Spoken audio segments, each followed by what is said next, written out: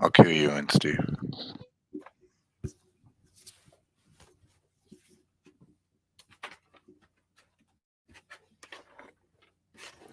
Three, two, one. And good morning, good afternoon. Welcome to everyone listening on Aftermath.fm and iHeartRadio. This is Slow News Day Live. My name is Steve Poykin, and I am here in the middle of freaking nowhere. And I am joined this morning by my better than your co-host, Glory Jones. What's happening, Jones? How you doing? It's happening. Yeah. Okay, well, thank you for that detailed, descriptive, and enthusiastic good morning. Yeah, we got a bunch to talk about. We got a lot going on. Jones has been sick. Don't mind her. She's getting over some stuff. And holy crap, man! I'm excited for today's show. We tried to do this interview, I think last month or at the beginning of this month, and because of a mysterious weather pattern that only affected the flights where pilots and airline workers were protesting a mandate. This gentleman's flight was delayed. He wasn't able to make the show. Very happy to have him on with us this morning. Holy crap, it's Spike Cohen. How you doing? It's great to see you. Doing great, guys. Thank you for having me on. Thank you for understanding when I got caught up in the very weird weather pattern. I want to say I was proud that when that weather happened and it only affected, I think it was American. I know it was American because that was the one I was trying to use. And I think, was it Southwest was the other airline? It only affected those two. And I saw far fewer jokes about Jewish space lasers than I thought I would in reaction to that. So I feel like we had a lot of growth as like a social media community. And I was very proud of us for that. But thank you again for having me on. I will say this, man. There's a moment in the roast of Louis J. Gomez at Skagfest where Shea Gillis gets up and he's fucking with Ari Shaffir, and he's like, I want to thank Ari and his people for the beautiful weather that we've had here today at the festival, and so I feel like that kind of made up for the lack of Jewish space laser jokes during the weather. Just that pattern. one, yeah. Well, because he's probably, one of the more famous up and coming comedians. I feel like that'll stand the test of time, and maybe we can all just look at that joke and move forward and find a whole different reason to if not blame things on the weather, that blame things on the Jews. I'm kidding. On the Jews, right? Exactly. Or in a positive way, like, oh wow, what great weather! Thanks, Jews. Like, I get that. That's like moving forward. That would be a better way to do it. Yeah. If today is the day that the Lord has made, we should rejoice. We should be glad in it, and say, thank you to Mr. Steinbrenner. It's Jesus, just part of it. The fact that you're saying that on a Sunday too just gives me so much flashbacks. I have the fucking tithing song coming into my head right now. This is my season for grace. Yeah. Now I feel like we need to have robes, and there should be somebody sweating, and so before we get into some I had to kill Aftermath. It's all garbled and shit. I don't know what's up with their crap. So no radio today. Bummer. Well, I mean, it's not my fault. Their website looks like it was built in 1986 by a coked out kid who just watched war games.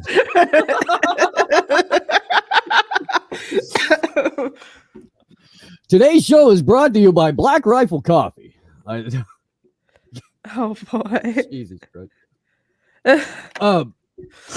There's so much that I want to talk about, and I'm really glad that we've got Spike Cohen here to do it. The title of the show is Lawyers, Guns, and Money, not because it's one of my favorite Warren Zevon songs, but that also. But it's been a wild week, and it's been a pretty wild last couple of months, definitely on the economic front. We are knocking at the door of hyperinflation. We have a number of high-profile people in business, politics, and media who have come out lately shitting on crypto. There's so much going. Janet Yellen is insane.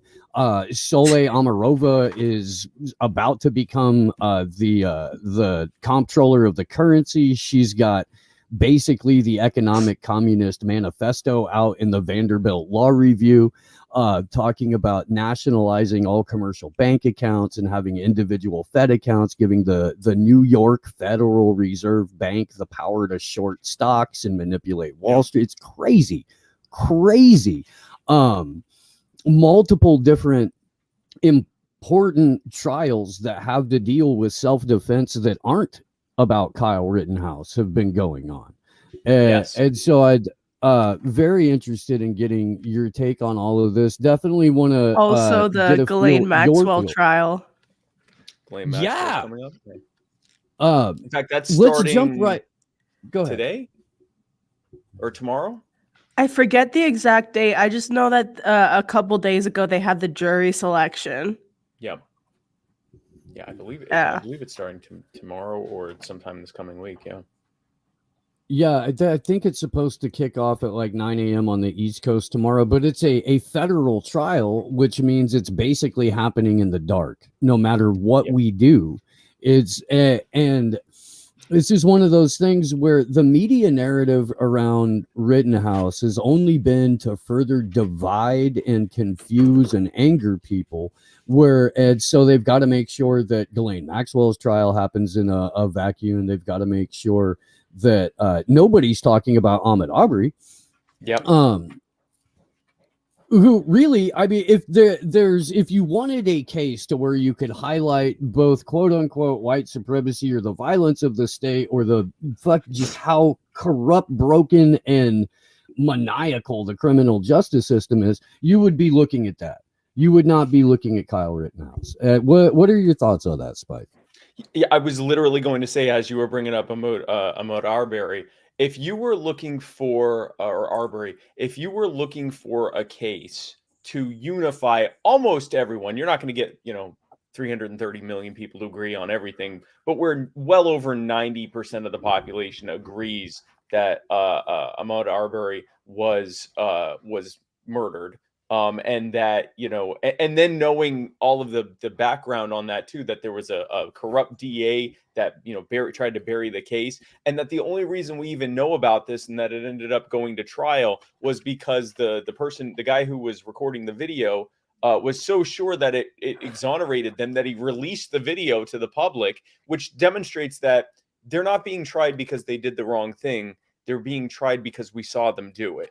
And how that demonstrates the need for more cameras on the police, cameras on court cases, on trials, all of that. What a perfect way to unite everyone. If instead you wanted to divide everyone, you would cover something like Kyle Rittenhouse, and you would cover it in the most skewed way possible. And I think that that's what's happening over and over again, is that or another one, Andrew Coffey. He was the same day that Kyle Rittenhouse was found innocent of or found not guilty of murder. Andrew Coffey was found not guilty of killing his girlfriend because it was the police who killed his girlfriend during a no-knock raid of his home over the belief that his father was possessing 14 grams of cocaine. Which, first of all, 14 grams, you're doing a no-knock raid over 14 grams. And second of all, they had already detained his dad. So why were they breaking into his bedroom at like 5 a.m. or wherever it was while he was sleeping? These are cases where the vast majority of Americans would look at this and say, of course, this is, a case of criminal defense or criminal justice reform and ending the war on drugs, or in the case of Ahmaud Arbery, of having more oversight of what DAs are doing and making sure that we know what's going on, and watching the police, policing the police. But if you want to divide people, you don't do that. You focus on things where you can divide people along political lines, racial lines, geographic line, any line that you can find to divide people on, to divide them on that. And it makes sense that they would do that, because while we were all arguing over a 17-year-old, the former wife of the wife of the former president was explaining why crypto must be destroyed.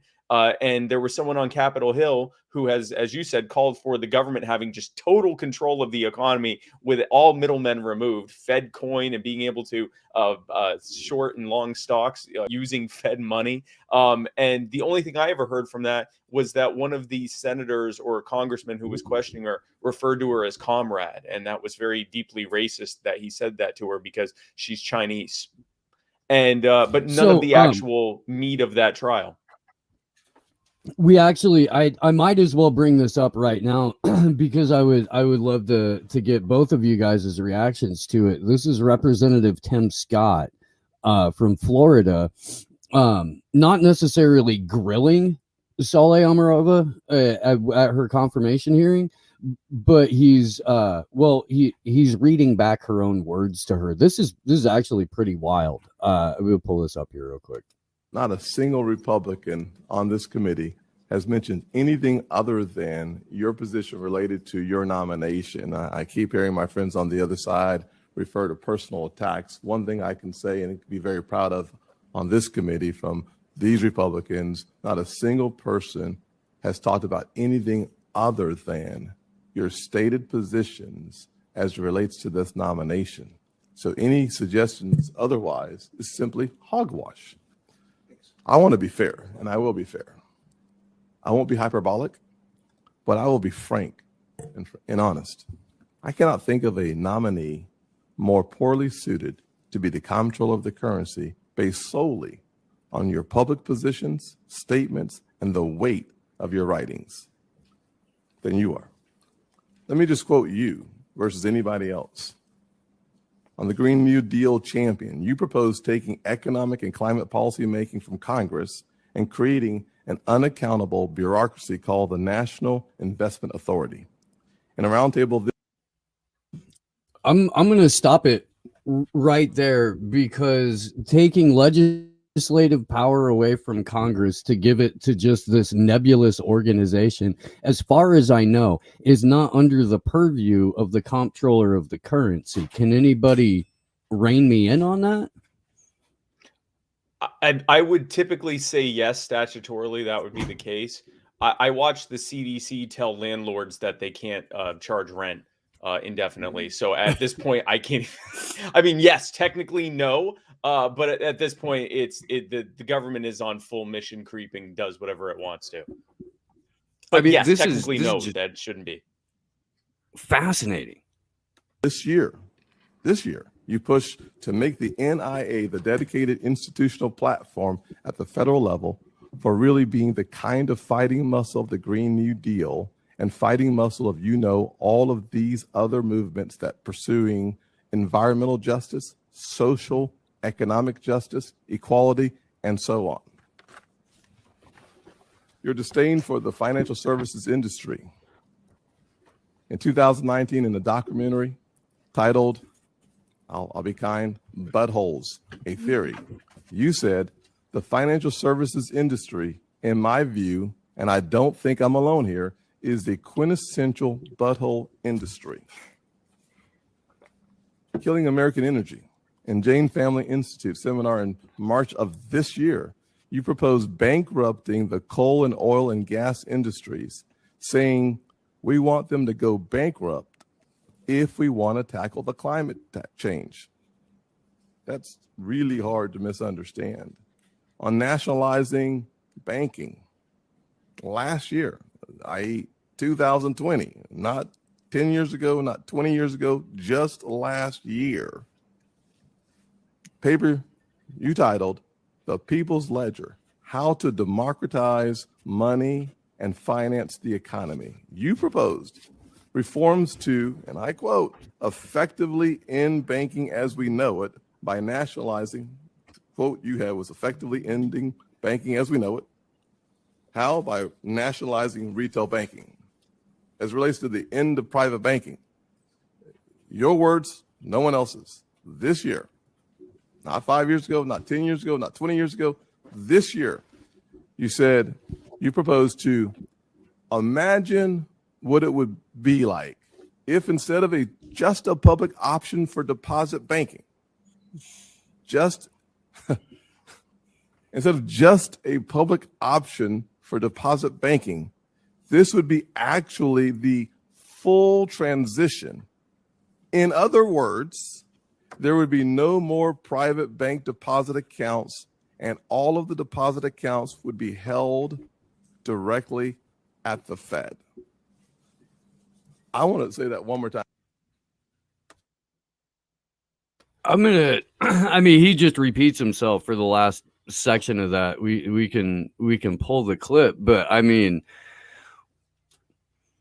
so here's the thing. It doesn't matter if she's confirmed, in my opinion, because the framework is already there. The seeds have been planted, and the next, the following 3 currency comptrollers can just come from that school of thought and slowly implement these plans rather than try and shove it at everyone all at once. What's your take on that? Yeah, so we see this all the time. There was a gun control bill that they were pushing last year that would have effectively made it cost prohibitive for almost anyone to own a firearm legally. And we warned against it, but I also warned this isn't what they're actually proposing. They're putting this out there to get everyone worked out so that when this lesser bill comes through and has less opposition because everyone's fighting over this, or this lesser executive order comes through, we won't be upset about it. Now, thankfully, there was such rancor against that pretty much nothing or almost nothing happened there. But we see this all the time where they'll float one proposed nominee for something or one proposed bill or order or something like that, and it gets knocked down. But then the next thing comes, and it seems, in contrast, it seems more reasonable. And like you said, this is what they want. So whether it happens with her or whether it happens with the next few in a row, it's clear what they want. And incidentally, I would, the financial services industry, Wall Street and central bankers and all of most retail banking, they've been swindling. They've been part of the swindle. What they, I hope, are waking up to and realizing is that the purpose of them being a part of the swindle was so that the people at the top of the swindle could point to them as the bad guys and eliminate them one day as the middleman. And like Senator Scott said, he's actually my senator. I live in South Carolina, and I used to be a Republican, so I did vote for him twice. I typically regret that, but this is one of the rare times where I'm glad that I voted for him. And by eliminating private banking and just having the government directly in control of all money, having nothing but a government central bank that is also your retail bank that is also in control of, and I don't think he mentioned it there, but you did, mentioning that she wants the Federal Reserve to be able to play around with the price of stocks. If this stock's going up too high, to be able to level it off. If this stock's not performing well, and the Federal Reserve determines that, or whatever agency she wants to set up to determine this, determines that for reasons of equity, that this stock price needs to go up, then they'll just keep flooding money into it until it goes up. And anyone who understands finances and understands stocks can pretty easily explain to you what happens to a stock market that has no faith because there's someone literally deciding what the prices are going to be. I mean, that is going to lead to massive bubbles and massive, even larger crashes. And it's the fact that that's what they want that should scare everyone. Muted. Muted, There was an article out of I think Wall Street on Parades where I was in the middle of a live stream with Clint Russell from Liberty Lockdown and Magnus Panvidya, and somebody in the chat threw this article at us, and so in the middle of the live stream we pulled it up and started breaking it down and reading this. And I mean, this is basically what she wants to do. The Federal Reserve Bank of New York would conduct regular purchases and sales of a broad range of securities and other tradable financial assets with an explicit view to modulating volatile swings in what has been defined elsewhere as systemically important prices. So whatever the Fed Bank of New York determines is, quote, systemically important, they now have the unaccountable power to price fix or to short. Yeah. That's insane to me. These are the same people who in 2008, when that stock market crash happened, they decided, do you know what the problem is here? The largest corporations on earth, including some of the ones that we own or have major positions in, are possibly going to lose profit here. And we definitely can't allow that to happen. They are too big to fail. And we need to spend, at that point, it was $800 billion. And I laughed that was, I remember how angry we were at $800 billion, or as we'd call it now, only $0.8 trillion. And they threw it all into TARP. They threw it all into propping that up. Tens of millions of Americans saw their financial livelihood erased seemingly overnight or over the course of a couple of weeks. And that was what this group that she wants in charge of what the day-to-day pricing of stocks are. That's who she wants in charge of it. And we see where this is going. The same corporations that groups like Occupy and others used to be protesting against are now the ones that are constantly signaling that they're on the side of the marginalized. That's why from midnight, like 12:01 a.m. of June 1st until 11:59 of 30 days,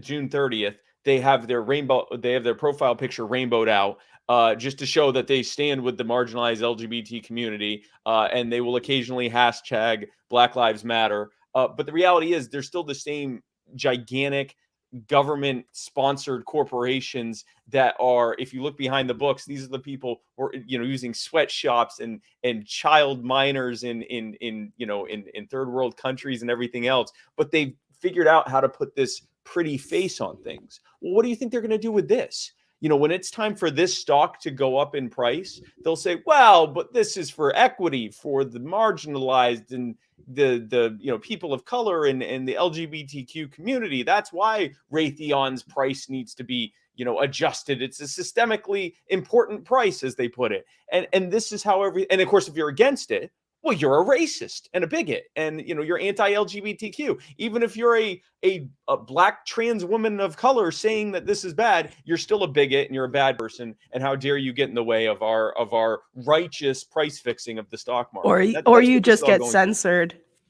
Or you just get censored. No one even knows what you said. Exactly. Yeah. We have you've been on the convo couch, Spike. Fiorella Isabel is getting called a white supremacist all week for simply saying, hey, look, you should probably not be tearing each other's faces apart over the Rittenhouse verdict. It's probably a distraction. Yeah. No, now she's a white supremacist. Whether or not a 17-year-old committed murder in a relatively small town in Wisconsin last year or earlier this year is definitely the thing that every single human being on the planet should be talking about right now. Forever. Even it's over. The trial's over. It's already been decided. And there is no it looks like the prosecution's not going to appeal it. And it's Please completely don't. like it's they're not. It's Thank God. It's over. On that end, it's over. But like media, even the part of the prosecution, the entire thing just seemed like a show, like how theatrically bad the prosecution was at some point, to where they, with their finger on the trigger, pointed a fucking rifle at like the jury. And it's like, at that point, I'm like, okay, how are we not saying that this is a show? Like, yeah. When I will say, all around bad trigger discipline, horrible trigger discipline in that courtroom from both the prosecution and the defense. They should both be ashamed. And I do think that Kyle Rittenhouse's mom should be like dragged out in the middle of the public square, and somebody should beat the brakes off of that bitch for fucking raising the kid that way. But that wasn't part of the case. Me too.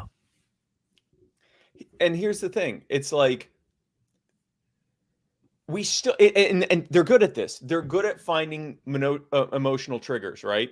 Things that get us to be like, well, no, what I think. And it's like, it doesn't actually, like, you can argue that it's. I've heard people on both sides. I've had some people say this decides whether or not we have the right to defend ourselves, and then people on the other side, this decides whether we're safe or not from white men. And it's like, actually, no, it doesn't. This decides if a 17-year-old committed murder or not. And there's not. This is not going to become some kind of federal court precedent or anything like that. It's not. This is. It was a state case. I understand why it had interest behind it, but I'm infinitely more interested in the Ghislaine Maxwell trial, which does decide how known minor sex traffickers who are hobnobbing and rubbing elbows with the most powerful people on the planet, how they get treated, and how we're going to move forward on that movie. That matters so much more than anything that came out of the Rittenhouse trial. And whatever our opinions are on it, it's almost irrelevant. And it also happened. Like, it already happened. It happened and it's over. And there are so many other things to talk about. And yet, because of how emotionally charged it is and how emotionally charged it was from the beginning, I mean, there's a federal government drone video of part of the shooting. Like, and it looks like theater, like the way that it's coming in. It looks like in a Marvel movie where, a scene of something big is about to happen. Like, this couldn't be more theatrical. Like, it's ridiculous. Yes, this is that. Yes. I agree. I do. And I love I that also, meme. I also, if you've seen it, there's a meme of the prosecutor, I think Binger. He's pointing the gun. Yeah, Binger. And he's got his finger on the trigger. And I have a faded face of Alec Baldwin smiling on as he's doing it. That was my contribution to the meme world. The one that I posted last night that I absolutely loved was Rittenhouse's face shopped over Floyd Mayweather's body at the table with that long pile of cash in front of it, because this is what the media has created.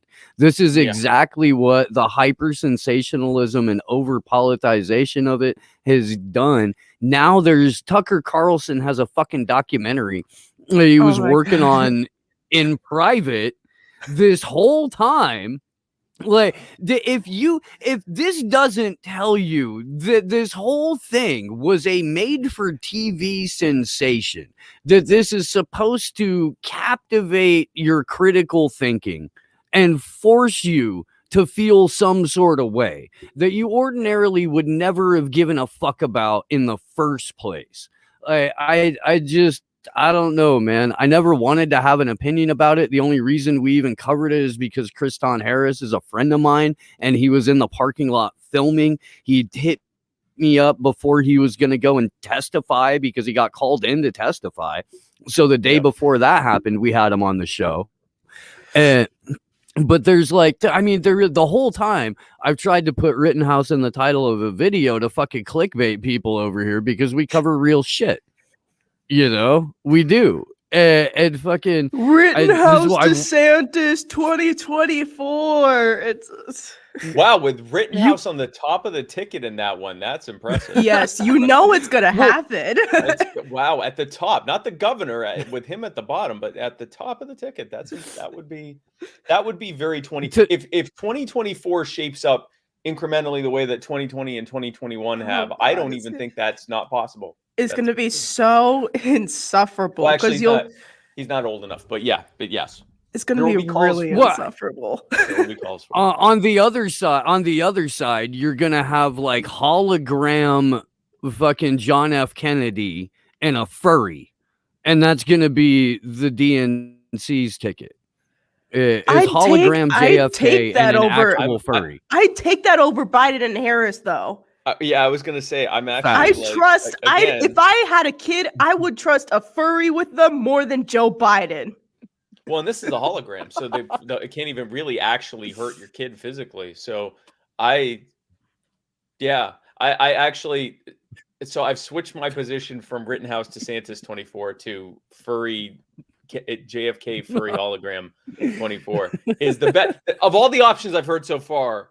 Furry JFK hologram is probably in the top of the running right now. And the Green Party will still run Howie Hawkins.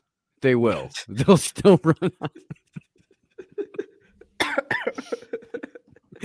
Oh, Oh, man, God. I hate to kick a guy when he's down. I do, but He does Howie it to Hawkins is- himself, though. Didn't he already say he was running again? It's like, Howie, bro, you have the charisma of a wet sock, please.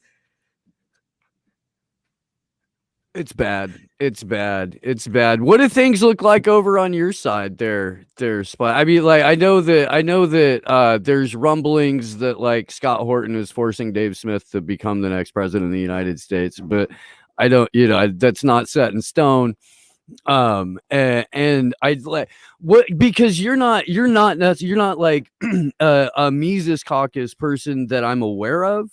Maybe I don't know. Everything's weird now, but like, what's your take on this whole on the state of the LP right now? So I actually joined the Mises Caucus the day after it was formed. So I Okay, am kick in the ass. Mises Caucus. People don't realize that because I'm not like, hey, I'm Mises, I'm Mises, I'm Mises. But I am. I've been in the Mises Caucus. I have been publicly critical at times that I thought that Mises leadership were doing things that I didn't think were a good idea.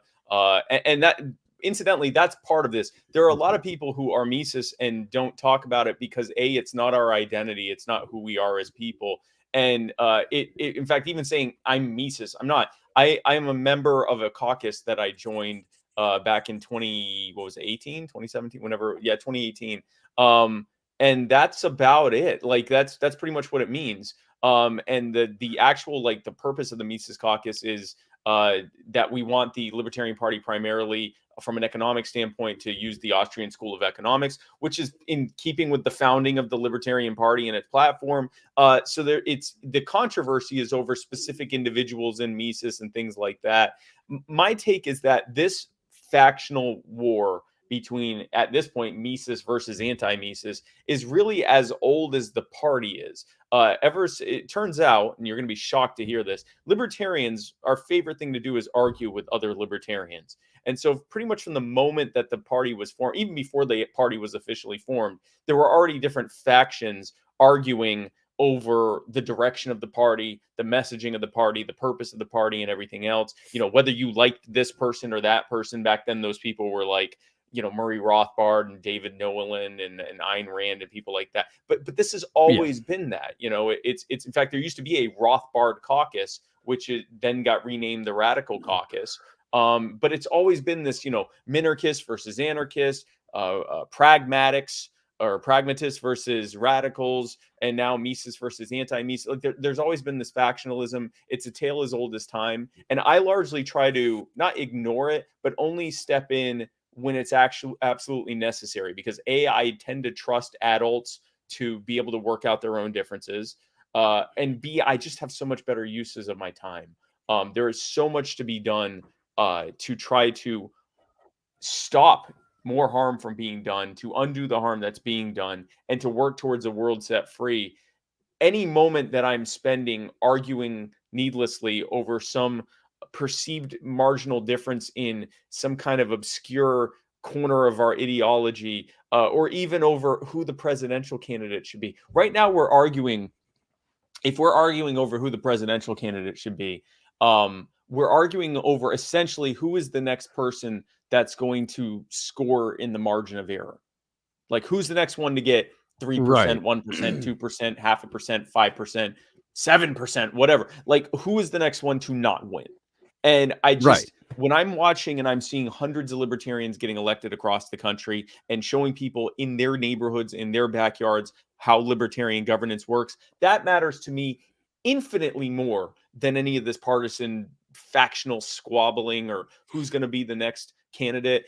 I've tried to squash any talk about me for 2024 as much as I can, not because I have ruled it out, but because it doesn't matter right now. There's so much more that has to be talked about before we even discuss that or even mention any of that. So, but in terms of where the party's headed, we just broke all records. We won more elections than we've ever won before. In the November election, we won over 50% of the, I forget the exact number, but over 50% of the races that we had candidates in, we won. And we won close to 200 races which is the most we've ever won. And this was in an off year. It was in a 2021 by-election year. During a special election in April, we won 57% of the races that we were running in. And so that's what I'm focused on, is on getting actual libertarians into office and showing what libertarian governance looks like. And on that end, we're doing better than any so-called third party has done in, I believe, over 100 years. I mean, that's good on him. It's wild to me because I don't see the federal government.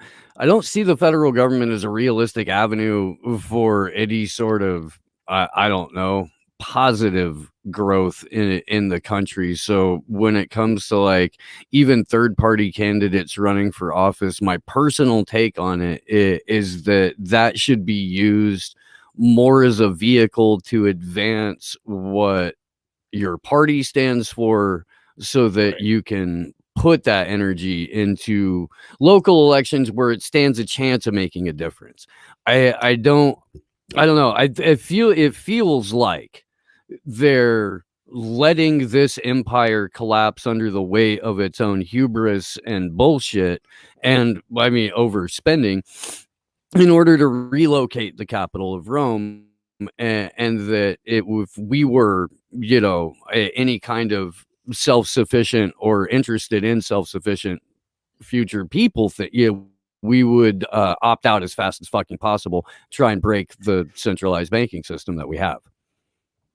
Yeah, no, this is a system that's run by, I mean, again, we're talking about, and I forget, Sola, how was her name pronounced? That we were Sola Omova, or Oberova, I think. I don't know.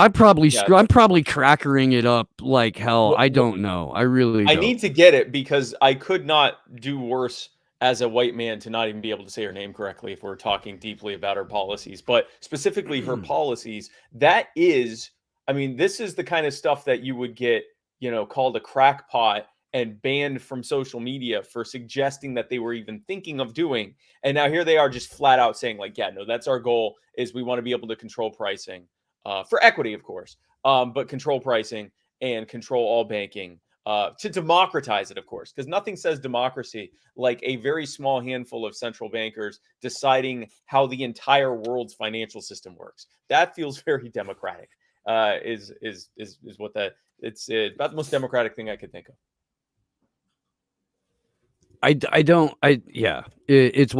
We should learn how to pronounce this woman's name. We should. It's a respectful thing. It is.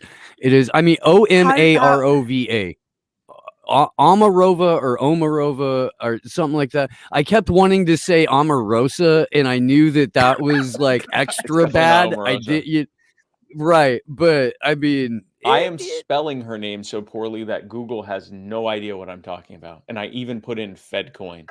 We're going to circle back on that. This young lady, this person, she is proposing the central banking dystopian nightmare of all of our nightmares, that, anyone who has been following this, who've been saying this is what they want, everyone's like, yes, please, tell us more about gold and crypto. But this is, I mean, it's true. While at the same time, speaking of gold and crypto, you have Hillary Clinton saying, the purpose of Bitcoin and other cryptocurrency is to destabilize the Federal Reserve. And we're all like, sure, if that's how you want to put it, it's actually replace it with something considerably better. But she's not saying that as like, a feature, not a bug. She's saying we have to do something about this. Like, we have to stop this. Well, in the same way that right now you're seeing the public employee unions fight tooth and nail against allowing parents to decide what school their kid goes to, and instead of continuing to force them into segregated schools that are segregated by zip code, which usually is also might as well be a segregation by race and income. They keep arguing, well, we have to do this because they're destroying our system. Well, how are they destroying it? Are they destroying it, or are they just so much better that no one in their right mind would choose you if they had that as a viable option? And that's the same thing with this. Whenever you hear government or its lackeys saying our institutions are under attack, well, yeah, they're under attack from the market who doesn't want them. and desperately wants something better, and the very second it's available, even if it's still, I mean, cryptocurrency is still just out of its beta phase in terms of, you know, knowing its viability and so forth, people are still running to it. Even the financial institutions are running towards it because of how the future and promise that it holds. It turns out it's not that your institutions are under attack. It's that your institutions suck so much that everyone is going to run for the exit the second there's a better alternative. That's not a reason to prop up your institution. It's a reason to let it fall apart and it's not too big to fail. It's too big to not be allowed to crumble so we can have better options. Right. So I spent most of yesterday torturing myself watching all of this Bloomberg New Economy Forum stuff. And John Kerry shows up at one point to really bring the energy up in the room as he is. And he's talking about the trillions of dollars in climate commitment that they've got for all of the, you know, dystopian carbon capture shit that they have trying to roll out.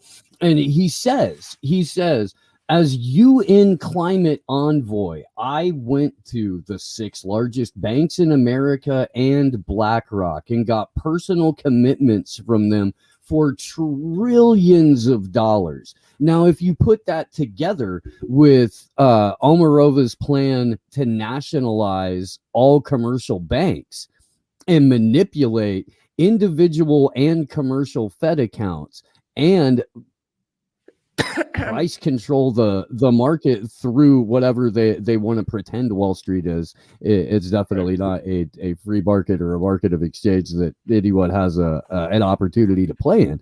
Also, read the climate stuff. Despite all of that, anyways, a couple days ago, the freaking Biden administration, right after coming back from COP 26, they essentially they're essentially auctioning off 80 million acres in the Gulf of Mexico for oil and gas leases anyway. So as if like all of the performative nonsense at COP26 went like right in 1 year and right out the other anyways. Like, Jesus. I know that if I want to both signaling internally to a group and externally to everyone else that I'm serious about ending climate change, the way I do it is by bringing myself and my entire crew and the crews of every other major leader on Earth by private jets to a resort location where we all dine on the finest foods and basically amass the largest per person carbon footprint that will be experienced that year to demonstrate my commitment to fighting and eventually ending climate change. I think that and I have a possibly controversial opinion on this when it comes to climate change. After speaking to a lot of people and watching a lot of things from people, energy experts and people that have done numbers on this thing, I believe that at least in the short term, until we have things like fusion energy and things like that, I think that when you look at just the sheer numbers of what every time they try to introduce the so-called renewables, it actually leads to more reliance on fossil fuels, because at least for now, solar, wind, everything but hydropower, solar and wind and the other so-called renewables, they aren't grid stable. They're reliant on external factors like weather and sunlight and things like that, which means that during those surge periods or during those periods where they have lulls, they have to burn more fossil fuels to offset it. Right now, there is only one grid stable source of energy that is not a fossil fuel and which is plentiful, affordable, and safer and more carbon neutral than any of the other ones. And that's nuclear power. And that's with most of the plants being older than any of us. The newer plants are even safer and even more carbon neutral and even more affordable and everything else. And that's even without getting into things like thorium salt reactors and other types of energy where the radioactive half-life half-life is exponentially lower than it currently is, where it's much safer and much more affordable, where it can be done in small batches instead of these large, gigantic plants. But corporate media has so successfully frightened us about nuclear energy because of those handful of events that have happened over the last almost 100 years at this point. Some of which were actually successes. 3 Mile Island was a success. It did not melt down. Fukushima was a success. It did not melt down until the government ordered them to shut it down, even though it was working fine. All of these different things, it actually, at least in the short term, we could get a real end, or at least a serious reduction in contribution to climate change, and cheaper energy and fewer deaths from things related to fossil fuels, like pollution and things like that, by simply deregulating, removing the regulations from nuclear that make it cost prohibitive to make in most developed countries. If we did that, then we'd actually be getting somewhere. But then that wouldn't allow politicians to endlessly virtue signal at our expense with private jets and pretend they're doing something. Yeah, I mean, I haven't done too much looking into nuclear energy, but because of like the waste factor, I still do have some reservations about it. But then again, I just don't know enough about either the pros or the cons of it. But what I what I will say is, when it comes to these like sustainable measures, my primary point of like resistance to that is the fact that a lot of these electric vehicle batteries and such, they're made with materials that have to be obtained by occupying and plundering the global south. And then once there's no resources left on the land, they're going to turn to mining the bottom of the oceans, which there's no good that can come from that. So, I mean, that's where my main point of opposition comes from, at least to this agenda, is the fact that it's really not sustainable at all. On top of the fact that they're literally like leasing out the Gulf of Mexico as we speak for oil and gas. They're also granting more oil and gas drilling permits on the regular. They're also like arresting and brutalizing any indigenous water protectors. And then they're also occupying and plundering regions of the global south so they can obtain all kinds of resources like nickel and iron from there. And within 2 years, there's going to be an established mining code for the bottom of the ocean so we can destroy the seabed. So, yeah, yeah. But these are the sustainables that we're told about, and that's the issue. I mean, when you consider that right now batteries are being made, with one of the primary materials being what's considered a rare earth mineral, lithium, and which is the largest deposits of it are, as you said, they're in the southern hemisphere. They're in the countries that are the poorest and the most open to being vulnerable for for pillaging. And I mean, this is a disaster waiting for happen. Anyone who thinks that the oil fights and the marginalization of and murder of millions of people over oil, wait till you see lithium become more scarce, while simultaneously becoming more necessary for the type of grid reliant system of transportation that they're looking forward to. One thing I will say is that they are working on solid state batteries, which could be made from silica, from sand, which would make it hopefully would eventually eliminate that need for lithium. But like you said, there's still nickel, there's still iron, there's still fossil fuels are not going away for at least a couple decades. That's just not going away anytime soon.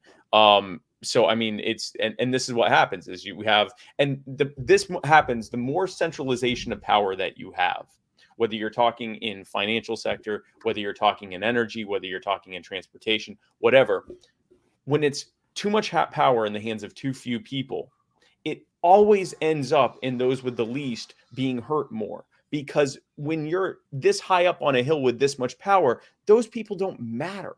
They're not in your backyard. They're not even sometimes even in your country or even in your hemisphere. And even if they were, you're fully protected from any consequences to your actions. You have armed security. You've given yourself total immunity from any kind of liability, and you're just protected. You can do what you would literally live a consequence-free life where you can harm anyone you want, whenever you want, and even use your own corporate media to convince everyone that it was actually a good thing and you're a good guy. And this is what happens when there's too much power. One of the central tenets of libertarianism is the idea of decentralization of power, that naturally people don't actually want to live in this kind of arrangement. And when you decentralize power, when more power is in the hands of all of us, and we aren't being robbed of our freedom, of our rights, of our autonomy, of our privacy, and of our money and our property, then inevitably it's not going to be a perfect utopian system, but it's going to be more equitable by virtue of the fact that the three of us are far less likely to want to impose a system on many other people that harms them, right? So that goes back to the idea of decentralization of power. But everything that we're seeing with FedCoin and picking winners and losers in the stock market and COP26 and the Bloomberg Economic Forum, all of that's the opposite: centralization of power, more power to a smaller handful of people. And not only that, but go ahead, Jones. Oh, I was gonna say, to circle back to that clip of Hillary Clinton talking about crypto, but if you want to make your point first, Steve. Well, no, I mean, that was kind of headed that way in a roundabout way, but these are all the same people, too, that are telling you as the individual that you are the dirty, filthy human responsible for the destruction of the planet, and that they have all of the answers for you, and all you have to do is move into a giant city and plug in and never notice or look that all of the countries that you've been screaming about protecting have all of the raw materials necessary to power the Internet of Things. So don't notice that we're going into these places, ripping giant holes in the ground, destroying the environment in order to provide the technology that's supposed to power the future. Don't pay any attention to that. Just get in line for the iPhone 14 because it's going to be coming out right after Christmas. Do that. And let's hear HRC here for a minute. Gross. And then one more area that I hope nation states start paying greater attention to is the rise of cryptocurrency, because what looks like a very interesting and somewhat exotic effort to literally mine new coins in order to trade with them has the potential for undermining currencies, for undermining the role of the dollar as the reserve currency, for destabilizing nations, perhaps starting with small ones, but going much larger. So when we think about this new environment in which we find ourselves that we've been discussing for the last some minutes, we can't just think about nation states. And then one more area that I hope nations. Yeah. So an interesting thing to note here, putting aside the fact that she says that this destabilizes smaller countries, when we know the reality is in countries where their actual official currencies have fallen apart, the one thing that has allowed people to continue having any purchasing power are those who had cryptocurrency, which is why those countries like Cuba and Venezuela are cracking down so much on cryptocurrency. But putting that obvious fact aside, she's talking to a global economic summit. And she literally said the importance of the dollar as the reserve currency. She wasn't talking to, this wasn't an America First MAGA crowd, and she's up there like Donald Trump going, we got to protect the dollar because it's our dollar and God bless America. And look, it's got an eagle on it. She was telling the leaders in both the public and so-called private sector of the developed economic world that it was important that the U.S. Federal Reserve note remain the reserve currency.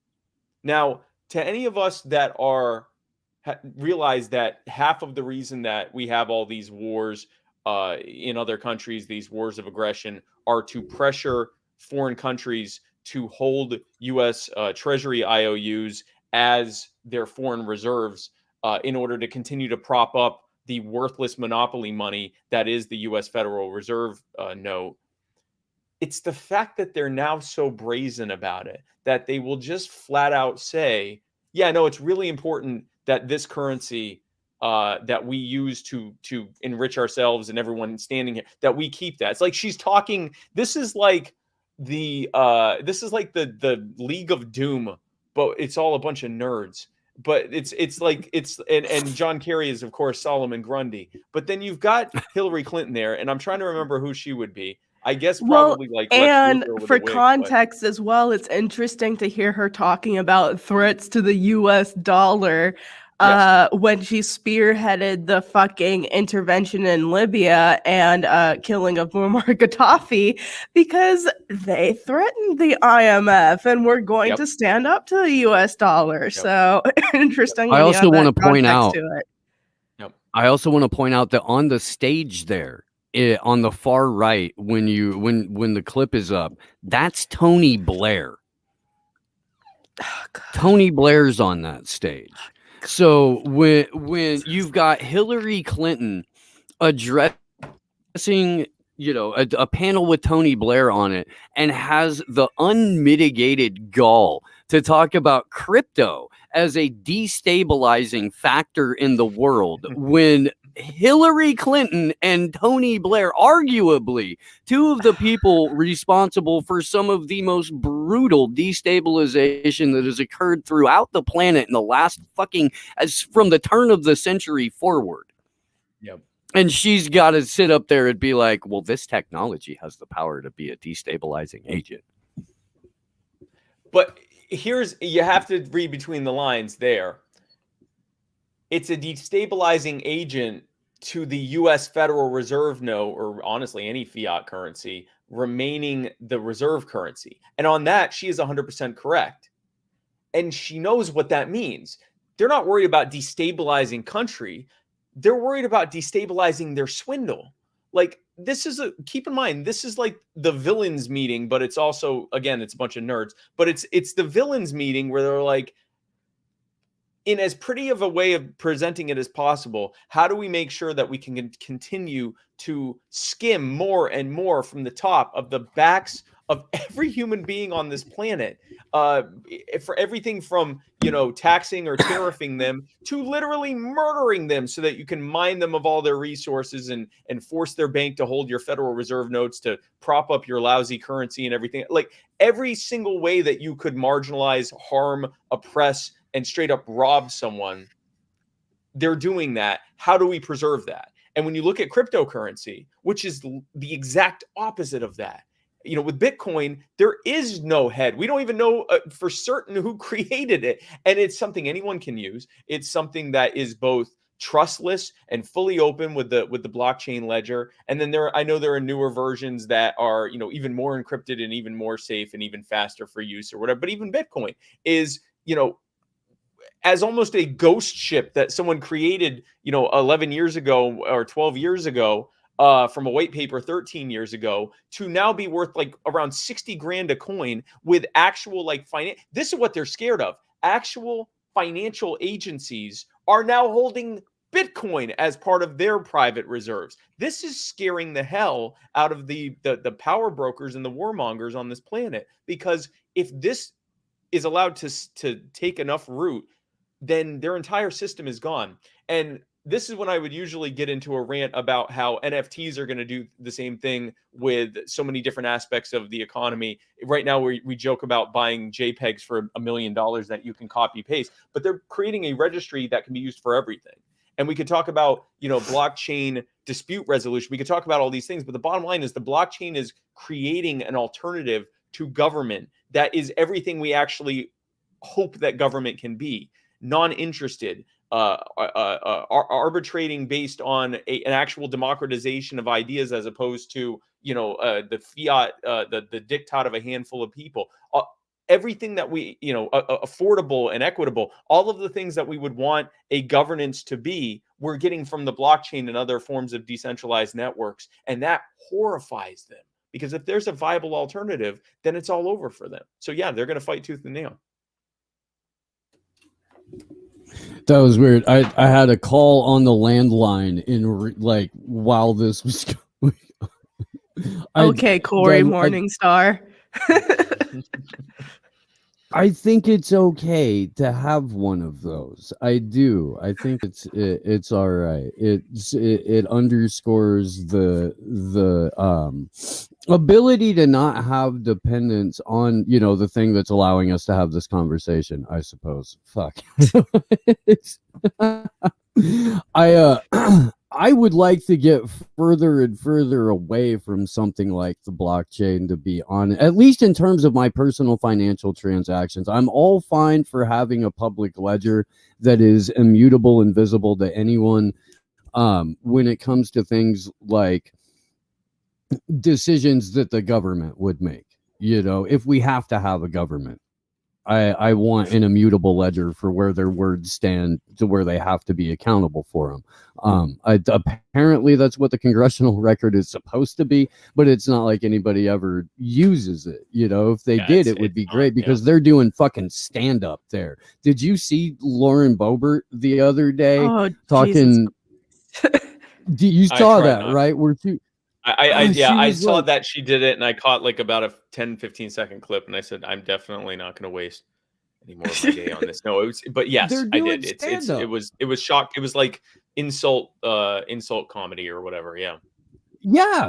They're doing fucking Kill Tony up there. They're doing roast comedy on the floor of Congress, and we're supposed to take anything else they say seriously. We're supposed to obey anything they say. They're up there roasting each other. She's fucking with Ilhan Omar, calling her the Jihad Squad or whatever, and we're supposed to now go, oh, but you're the arbiter and authority of what I did. No, I'm sorry, you can't be both. You can't be a high school mean girl.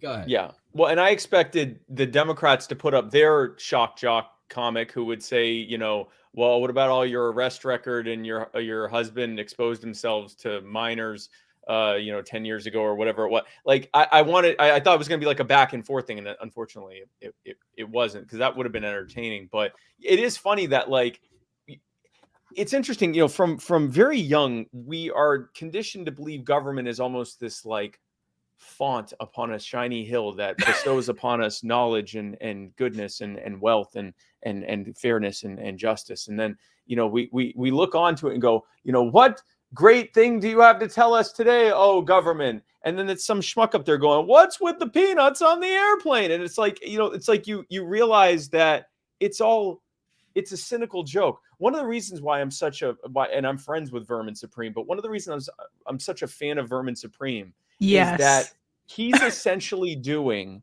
what they do, except the punchline is them instead of us. So he's going and making them be the one going, wait, what the hell's going? What this is? I don't think why am I here? Why are you here? He's making them be uncomfortable with someone intentionally acting buffoonish.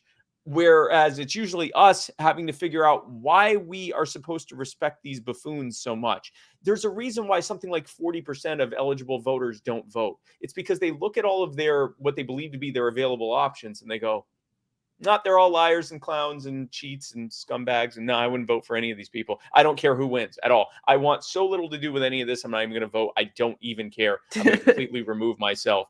That's how much of a cynical joke this is. It's why Vermin Supreme's shtick is funny, because him there with a boot on his head saying, I'm going to give everyone free ponies and you have to brush your teeth or else I'm going to put you in a concentration camp and all the other nonsense. I'm going to go back in time and kill baby Hitler and all that.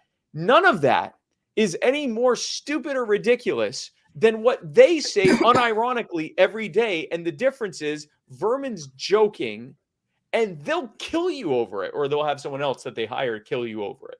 And that's the beauty of Vermin satire there. I know. I wanted him to win the primary so bad. I was like, that's honestly the perfect candidate for me. And that was like what I had in mind if I were to ever like run a campaign or get into Congress, is essentially like, no, you're not like these people in Congress aren't any more fucking degenerate than like you or me. Let's just drop the act and be fucking real about it. Like, Yeah. let's bring on the clown shows and the cage fights to Congress and just be real about it, because that's what's gonna happen anyways. And what's happening even more essentially with like this whole Marjorie Taylor Greene versus AOC beef, that's just like a complete clown show. I'm like, we need to bring in some like PMQ style shit as well, where like, you know, they come up and ask the president a question and everybody else in the background is like, yeah, like, come on. No, if we're gonna do this, let's go straight to full idiocracy with what was his name, Terry Crews, whatever his character was called. Like, if you're gonna have these people fighting each other in the squared circle, I want Paul Bearer standing. I'm dating myself with these references, but I want Paul Bearer, you know, just standing outside, looking on ominously with the urn and all of that. Like, if we're going to have it be a joke, let's have it be a funny joke. And also, let's not like take these people seriously and listen to what they have to say, and you know, pretend that they recognize that what they're saying is, you know, is on any real authority, because it's not. That's what. And I don't know if you know this. Vermin was actually my pick for the. I actually was his proposed running mate during our primaries, during our nomination convention, and it was twofold. Number one, I think he gave it the respect it deserved. The actual federal government system, the respect it deserved. And also, they couldn't have not paid attention to us. You know, with me and Joe Jorgensen, we tried our best, but the reality is no one was going to pay any attention to us, because they had decided that it was Trump versus Biden, Biden versus Trump, and that's all they were going to talk about. The only time that they ever paid any attention to us was when Joe Jorgensen got bitten by a bat. And we actually saw a bump in the polls because they actually mentioned us on national news. I now get exponentially more national news coverage as a former VP candidate than I did as an actual VP candidate. If we had nominated a guy with a boot on his head who fancies himself a time-traveling wizard who's going to give everyone a free pony, the third largest political party in the United States, they would have had to pay attention to that. And that would have been an in for us to expose the joke for what it was. And the end goal would have been, imagine if that, on that first, especially the first debate between Donald Trump and Joe Biden, where they were just absolute idiots. And you had a grown man having to try to get them to act like they weren't 5-year-old children. Imagine if in between them had been a man with a boot on his head, holding a gigantic toothbrush in one hand and a plush like pony toy in the other hand, and he was the one who seemed to make the most sense out of everyone up there. Like, imagine the optics and the message if people saw this guy who is intentionally looking like a clown, a buffoonish clown. No one, by the way, no one notices he's never wearing a shirt. He's got a boot on his head and he's wearing 6 ties, but no one ever notices that he's always topless. But anyway, so you've got this guy up here with a, you know, he's got his Gucci jacket and his 6 ties and his freaking, and he would have seemed infinitely more serious and sober and understanding of what Americans were worried about than the two people up there in you know, in full on suits acting like idiots. That was the end goal, but you know, that's not what happened. I love his work. I do. I'm staring at the AR right now, and I'm about. They're not my roosters, so I can't shoot them. It's like, seriously, they're like right here. It's weird, dude. It's weird. It's like they know. They're on to me. They are. It's hilarious. It is. I do. I love Vermin's art. I do. I have a guy who used to be a friend of mine, who Donald Trump broke his brain, and we can no longer communicate, which is unfortunate. But he lives in Hawaii, and his aunt and uncle live in Hawaii, and they're friends with Vermin. Because every time Vermin goes to Hawaii and hangs out, he hangs out with these guys. And I'm like, dude, right when I first started the show, I was trying to get Zion to have Vermin come on the show. Would love to have a conversation with that guy, but it's so wonderful that there is a Vermin Supreme character running around out there, because you have to have that. Otherwise, somebody might accidentally take someone like Joe Biden seriously, or take someone like Kamala Harris seriously. And that would be dangerous. that half the reason we're in the shit that we're in is because people looked at what a politician was telling them and thought, yeah, no, that sounds legit. I think I'm going to go ahead and believe it, despite all of their lived experience and reality. The political system. Well, first of all, government in general. Government is the fiction. The idea of government being a good thing is the fiction that you can take a relative handful of almost inevitably the dumbest and most dishonest people among us, just the most inept people among us, surrounding themselves with an army of people who are, I guess, marginally less inept than them, but still fairly inept, and violent and completely immoral, and task them and empower them to come up with solutions for every single problem that every single human being under their presumed jurisdiction faces, by imposing one-size-fits-all ideas and solutions on us that we all have to comply under penalty of whatever level of violence is necessary to make us comply. But not them. They exempt themselves and all their friends. And then they rob us to pay for it. And when you say to them, why does it have to be this way? Why can't I opt out of this? They will flat out tell you it's because they'll kill you if you don't. And this is something between, if you remove all the fancy buildings and the titles and the badges and the pieces of paper, the fancy parchment paper, that this was the first one that we signed that said we could do all this other stuff. You remove all that stuff and the flags and the anthems and the pageantry and the pomp and circumstance. What you're left with is something, it's like WWE, except the Undertaker can actually order you to die. Like, it's real. Like, they can actually really do, like, when you're a kid and you're like, what, the Undertaker, he might kill me. They actually will potentially kill you if you don't listen to them. And then they have to act serious for brief moments and tell you how you have to live your life, which is why will not be surprised when we elect Dwayne "The Rock" Johnson as president. And it won't be because of anything he says in terms of politics. It'll be because he was The Rock. And yeah, that is the fiction of government.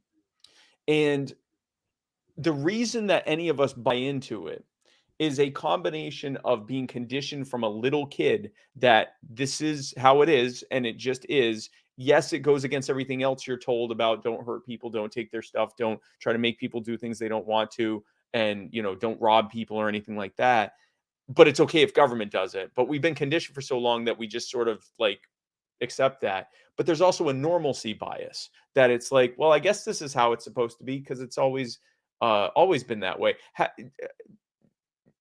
So when you first heard the Emperor's New Clothes, that story about, the Emperor's walking around buck naked and everyone's going, what a beautiful cloak this Emperor has. When you first heard that as a kid, did that make sense to you that like all those people were pretending that he was naked, that he wasn't naked? Because it didn't make sense to me. Did that make sense to you at the time?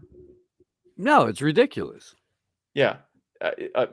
Grace, when you first heard, and I'm dating myself, do they even tell that story anymore? No. I think you're like, I was about to say. Oh my God, I'm so old. Oh no. Okay, so hello, fellow Wait, young no, people. don't say that, because I don't know how old you are, and I might be older than you, and I don't want to feel any older than I already feel. Okay, wait, no. How old are you, Spike? I'm 39 years old. Oh, God damn it.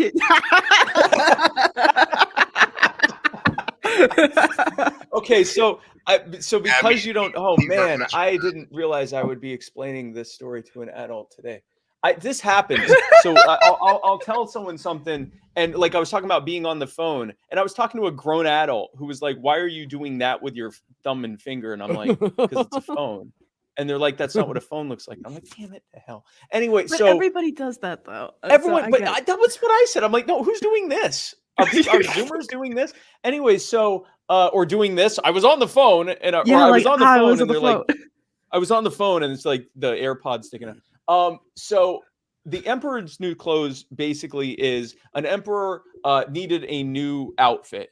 And a con artist basically came and said, I will make you the finest outfit that you've ever seen. And he starts doing all of this, and he's going around the emperor. He's not doing anything. There's nothing there. The emperor is completely naked. But no one wants to tell the emperor. And no one wants to say, hey, schmuck, you're naked. And the emperor is so full of himself that he never acknowledges that he's not even looking at himself. He's looking to the sky. He's not even aware of anything because he's so inept and so stupid. And so they say, oh, this emperor, and again, everyone's tripping over themselves saying, oh, your majesty, what your eminence, what a beautiful cloak you're wearing. Let's parade. And he says, I want to parade out in front of the whole land and all my people so they can see how beautiful I am. And everyone's like, yeah, no, that's a fantastic idea. So they have him go out, and he goes out and he does this. And everyone's sitting there like, yeah, he looks fantastic. Look at his cloak. It's what a beautiful cloak. Everyone's doing this. And then one kid gets up and says, hey, you're naked. And everyone's like, oh. And then a handful of other people are like, yeah, he's naked. And then finally everyone's naked. And I forget the ultimate end of that story, but basically it was that the emperor was embarrassed. I think in the original version, they then, murder the kid. They execute no, they don't kill the kid. They execute the cloakmaker because all children's stories used to end in death. But so the moral of the story was like, just because everyone's going along with this, tell the truth as you see it and let the chips fall where they may. And I remember when I heard that story and I was like, no one would sit there and go, yeah, look at this beautiful cloak. But no, they would. Because look at how more ridiculous it is what we think about government and what we think about these politicians. And we're all supposed to pretend that Joe Biden's saving things. Joe Biden is sundowning in front of all of us. Like, he's literally descending into dementia. And ironically, it's still his responsibility because the machine he's built around him is still just, pushing forward his agenda for the last 40 years. So he is sort of like the Weekend at Bernie's automaton on the top of it, but it is his agenda, at least. I guess that is some poetic justice there. But we all pretend that this man is leading the country, but he's not. And we all recognize that. And I think the more of us that look and go, no, he's not there anymore. He has moments of lucidity, and then the most of the time he's barely there at all. And we need to say that and recognize it. And his running mate is a cop, and she put 2 black men away for murder when she knew they didn't do it, and put them on death row and hid the evidence from from the defense, from the judges, because she knew that it would hurt her conviction record. Like, we need to be saying these things, and we need to be exposing these people are not special. They're actually monsters. They're worse than us. They need to be held at least as accountable as us, if not more accountable. And we need to be saying that constantly, because we have to be those kids who look at the emperor and go, Dad, he's naked. That guy's naked. And I can't tell you how depressed I am that I'm so old that there are stories that are no longer being told to people who are now adults. Dude, so it's not even like it's recent. It's like it stopped in, I guess, like the 90s or something. It really did. It really did. Because I'm 43. I remember hearing that story when I was a kid. And then when I was a teen, I remember grabbing the Jack Herrera book, The Emperor Wears No Clothes, about the hemp revolution, all of that. And it was, there was a whole resurgence of it. I think what happened was the Emperor's New Clothes story just got replaced by relentless 9/11 propaganda. Because I mean, that's fair. Because I could tell you the story about how apparently, like, some girl was able to, like, use a special phone on the plane to call her family one last time before the plane, like, crashed. Yeah. First, I could tell you that, but I can't tell you this. So I'm just. So in other words, that story has been replaced with the emperor had a beautiful cloak. Yeah. And he went downtown and everyone loved it. The end. Pretty Here's much. A picture of it, and you look and he's naked and you're like, and everyone looks at you and they're like, it's beautiful, right? And you're like, yes, it's beautiful. And everyone's like, good, it's beautiful. That's so they do have. Now we're the story, but it's with the bad ending. Yeah. Shit, we might be the cloak. Oh no. Anyway, Spike, you've been hanging out for a little bit over an hour. I don't know how much time you have. At any point, if you got to bounce, please let us know. If that's now, please, let people know what you're up to. How long is the show? The show goes for another like 40 minutes. Oh, okay. We stop at the top of the hour. What time is it? It's Plus Yeah, I three. guess I should probably 11, start wrapping up. I 18 lost track West of time. Coast time. Yeah, this is what happens when it's on a Sunday. I kind of lost track of time, but I do need to do some stuff. So I'm now home for the rest of the year. I was away from home, touring around the country more than I was actually home. So like this is my first Sunday at home since like May, April, something like wow. that. And so I'm going to go spend some time with my wife. But folks, if anyone likes what I have to say, or if there are any other children's stories that they apparently don't tell anymore that you'd like me to tell you, in the most cynical way that I possibly can, then check me out I'm on all social media, Spike Cohen. I'm on Facebook. I'm on YouTube. I'm on Twitter. I'm on Instagram. I'm on TikTok for the kids. Finally have an active TikTok page. I might do the Emperor's New Clothes on TikTok and just blow everyone's mind. But I'm on that. My website is spikecohen.com, and that kind of has everything centralized there. I have 2 shows on Muddied Waters Media that I do on Tuesdays and Wednesdays. If you go to muddiedwatersmedia.com, you can see all of that, or you can follow Muddied Waters Media. We are on all social media platforms. We are on all podcasting platforms. Yeah, that's pretty much it. That's how you can reach me. SpikeCohen.com, muddywatersmedia.com, all the different socials. And I appreciate y'all for having me on. Thank you. Heck yeah, thank for you. You reminding should me of get my like age a and mortality as well. you should get a super ugly Christmas sweater and get like a fireplace fake green screen background and get a book out and actually do a storybook reading of Wow. Everywhere So Close. I actually have an ugly Christmas vest that I wear, and it's too small because it's actually technically it's my mom's vest, and I wore it before as a goof, and that might work because it's too small, so I look like a Jewish elf, like I look like a festive like Jewish elf, and I have a fireplace, so I can sit in front of the fire and I start sweating because the fire is really hot. Oh, yeah. in my get up, and I could tell some stories. And the kids are like, these stories are incredible because apparently kids aren't told the story. I can't believe that. No, dude, they park them in front of anime. How old They park are you? them in front of anime at 2. I'm 21. So in at least the last 21 years, so at least since the 2000s, they've stopped telling this story, and that is depressing. That is depressing. So I'm going to bring it back. I'm going to bring it back on TikTok before they cancel me. So thank you guys. But thank you guys again for having me on. I really appreciate it. Yeah, thanks for coming Spike. on. I appreciate Hell it. yeah. Thank you guys. Have a great rest of your day. And folks, thank you for tuning in. And are you guys on YouTube?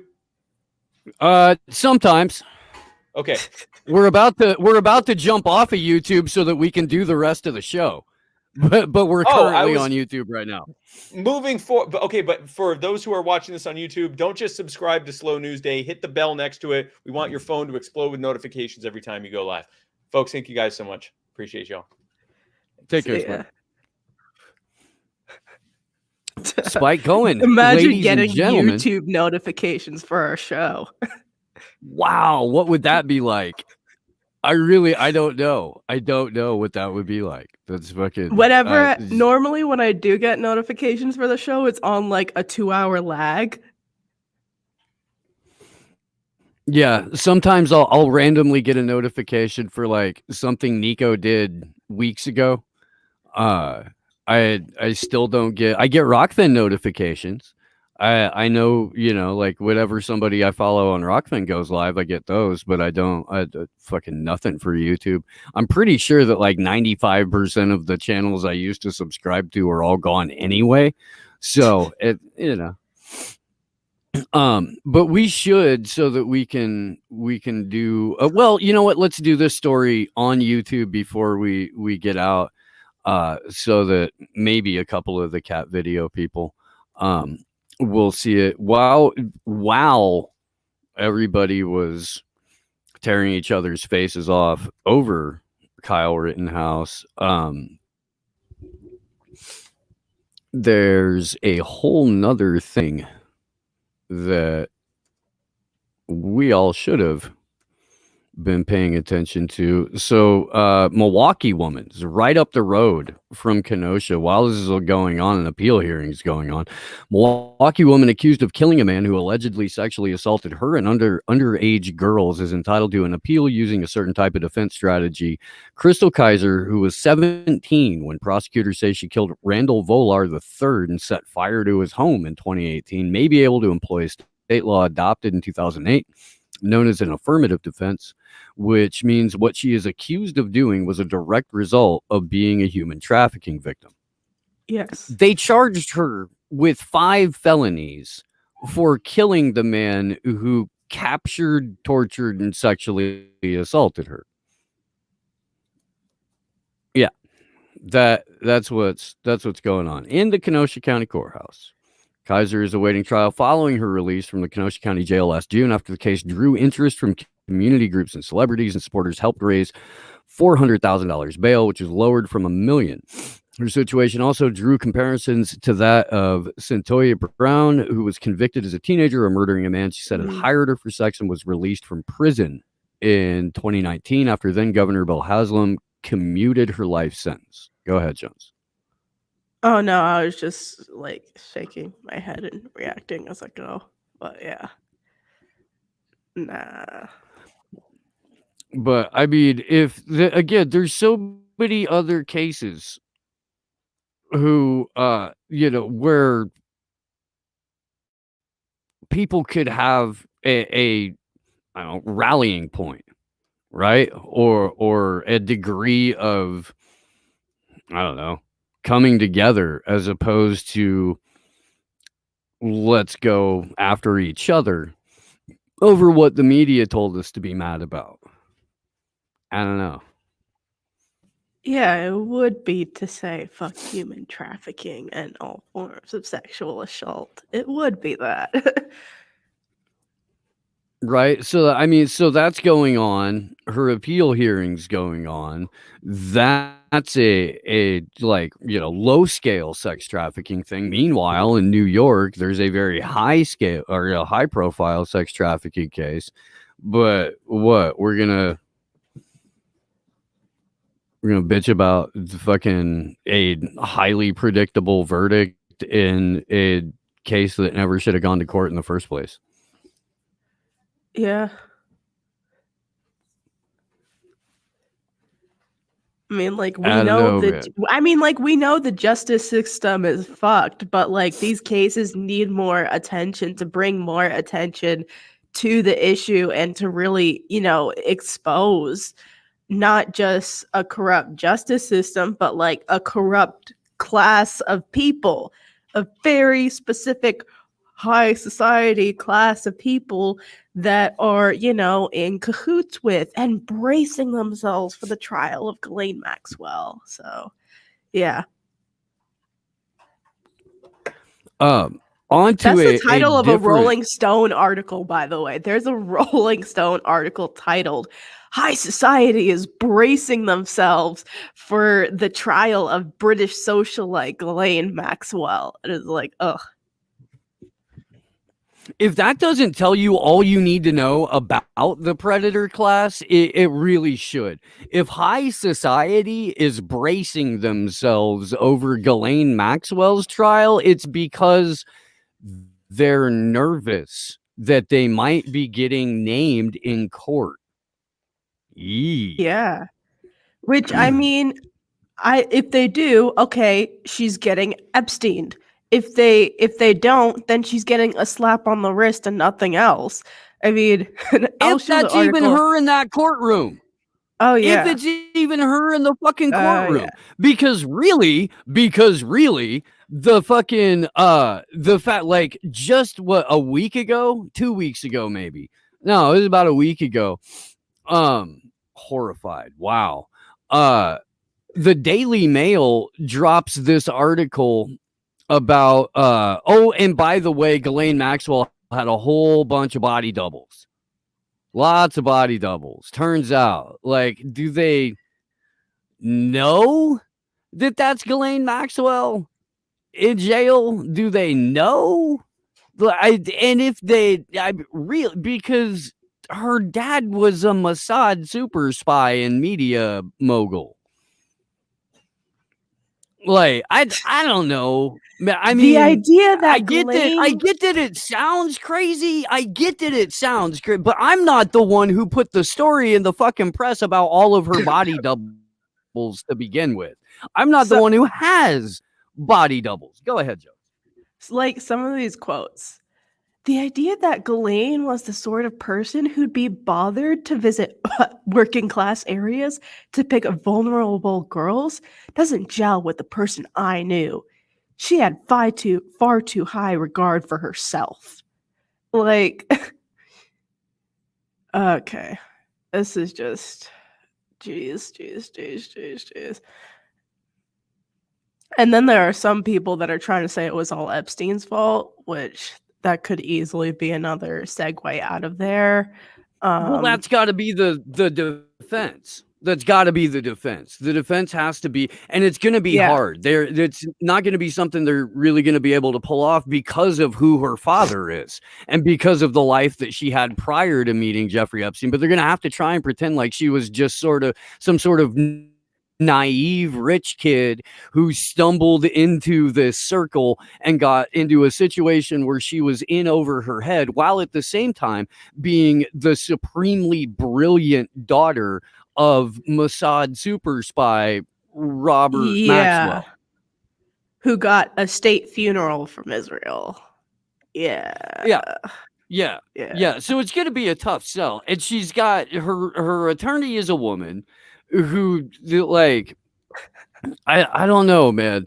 I'm glad that they got her a female. I'm sure it was a hard sell, but with what I was reading, like the last person that this woman defended that was like high profile, got her name in the press, was somebody involved in like Al Qaeda or connected to Osama bin Laden or something like that. Of course. Like, I mean, I get that defend Ghislaine Maxwell is probably a tough sell in a lawyer's it's a bit of a hard ask. I mean, but I look, I still want to know if that's actually that bitch in jail. I don't. Well, how are we gonna fucking know if there's no pictures of her? Jesus. Yeah. Get a fucking mugshot of this bitch, please. Like, god damn, all we have is fucking hand-drawn paintings of what's going on in court and testimonies of her winking at her friends as the jury selection is taking place. Oh, she's gonna get off just fine. Fuck.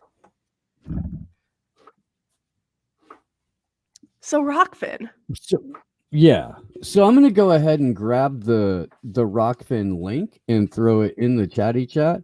Got a couple of super rays to read off to. So there is the Rockfin link. You do not need an account to watch this over on the Rockfin. Just click the link in the chat. If you want to participate in the live chat over on the Rockfin, you can make your free Rockfin account. And then if you love what we do, you can endorse the channel for $9.99 a month. You get all of the paywalled content on the network. It's a great way to support your favorite content creators. Come and see us over there. We appreciate the fact that there are people watching on YouTube, but we would honestly prefer that you watch us on platforms that encourage us to think critically and where they don't control our speech. Yes, everybody's very happy. Gloria Jones is back this week.